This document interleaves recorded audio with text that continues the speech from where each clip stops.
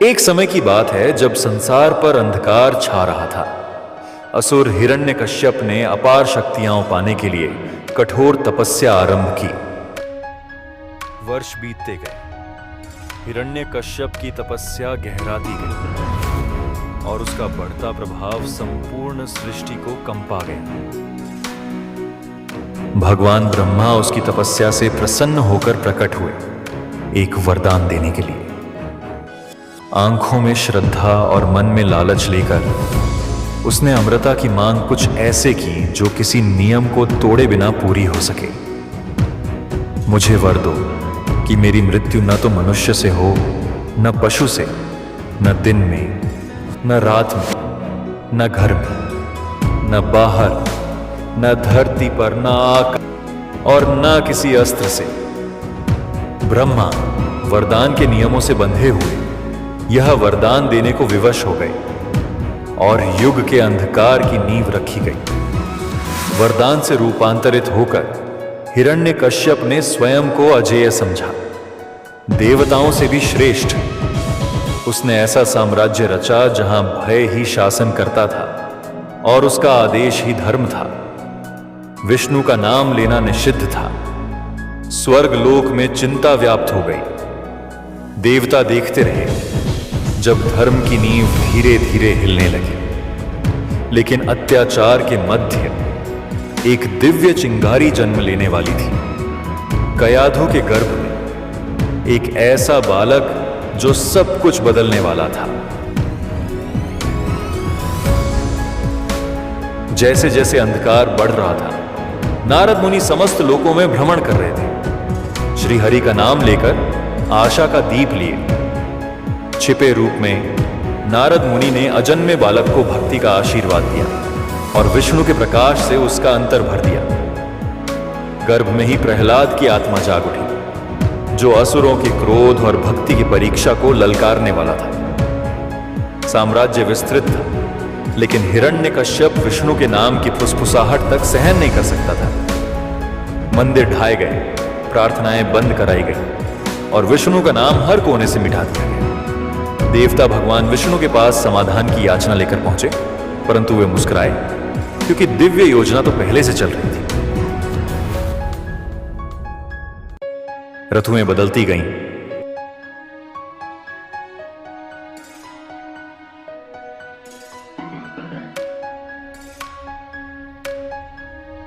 और हिरण्यकश्यप के अंधकार पूर्ण महल में श्री हरि का प्रकाश चुपचाप बढ़ता गया। एक शांत रात को एक दिव्य आत्मा पृथ्वी पर आई। प्रहलाद जन्मा, जिसकी आत्मा में भक्ति समाई थी। जब अन्य बालक खेलते थे, प्रहलाद प्रभु के नाम में आनंद पाता था। उसकी भक्ति निश्चल थी, भय से अछूती। उसके पुत्र की असाधारण शांति ने उसे विचलित कर दिया, क्योंकि उसके महल में कुछ दिव्यता जन्म ले रही थी। हर मंत्र के साथ उसका हृदय खिलता गया और उसके चारों ओर की वायु भी नारायण नाम से गूंजने लगी। हिरण्यकश्यप के गुरु उसे अपने स्वरूप में ढालना चाहते थे, परंतु प्रहलाद के हृदय में बसी सच्चाई मिटाई नहीं जा सकी। उसका स्वर मंद था, पर उसकी भक्ति ने स्वर्ग तक को गूंजा दिया। गुरु भयभीत होकर राजा के पास पहुंचे। बालक की अडिग भक्ति ने उन्हें हिलाकर रख दिया था। जब महल की दीवारों में क्रोध गूंज रहा था,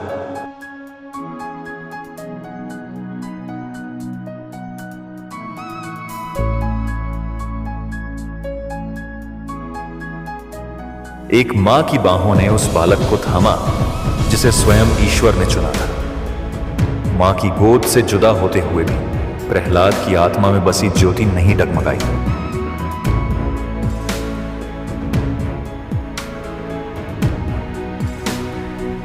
कारागार में अकेला होते हुए भी उसने मौन में शक्ति पाई और समर्पण में शांति। अनेक प्रयास हुए उसे चुप कराने के, परंतु एक दिव्य आत्मा को कोई शस्त्र छू नहीं सका।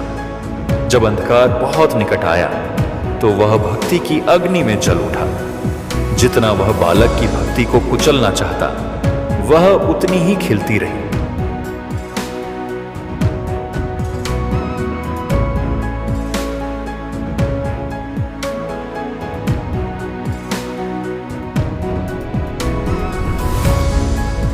और राजा का क्रोध सीमा पार कर गया।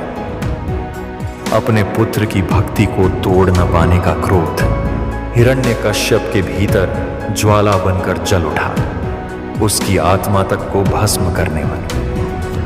अंधकार से प्रकट हुई होलिका, असुर सम्राट की बहन, जिसने अग्नि से रक्षा का वरदान धारण कर रखा था, उसने प्रतिज्ञा ली कि वह बालक की भक्ति को अग्नि के माध्यम से समाप्त करेगी, सबसे निर्दयी परीक्षा के द्वारा। जैसे ही आकाश में अंधेरा छाया, लोग एकत्रित हुए एक ऐसा तमाशा देखने जो न्याय नहीं, अत्याचार का आदेश था। वह अहंकार से ओतप्रोत अग्निकुंड पर बैठ गई, यह जाने बिना कि घमंड ईश्वर की लीला को देख नहीं सकता। ज्वालाएं नाची, गरजी, परंतु उस बालक को छू भी न सकी जो प्रभु का नाम जप रहा था। जो वरदान उसकी रक्षा का था, वह उससे विमुख हो गया और सत्य में स्थित बालक को अपना लिया।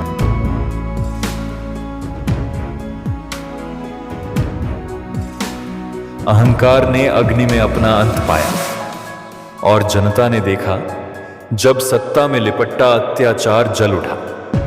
घृणा की राख से भक्ति बिना जले निकल आई। अंधकारमय संसार में एक जीवित प्रकाश बनकर जगत ने शुद्धता को प्रणाम किया और अधर्म केवल क्रोध से देखता रहा।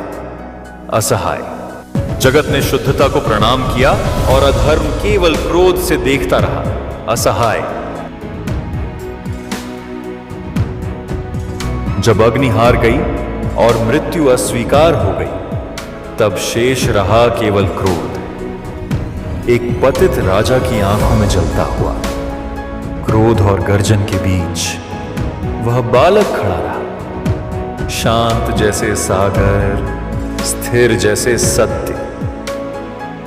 अब कहां है तेरा भगवान?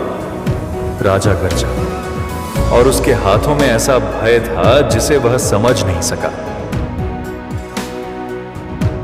वह काया से छोटा था पर आत्मा से विराट, और जब तूफान व पत्थर उसके विरुद्ध खड़े हुए तब भी उसकी भक्ति नहीं डगमगाई। और वहां मौन में एक स्तंभ जाग उठा था, पत्थर में गूंजती एक प्रतिज्ञा जो स्वर्ग तक को हिला देगी।